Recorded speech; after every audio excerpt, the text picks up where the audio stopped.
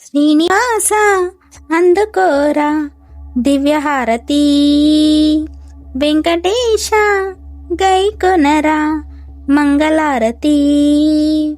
శ్రీనివాస అందుకోరా దివ్యహారతి, వెంకటేశ గైకొనరా మంగళారతి.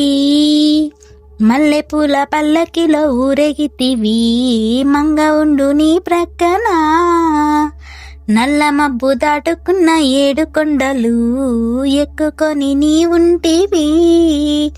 నిగనిగలాడే ఆ కొండలు పక పక అంటూ నవ్వెనురా. శ్రీనివాస అందుకోరా దివ్యహారతి, వెంకటేశ గైకొనరా మంగళారతి.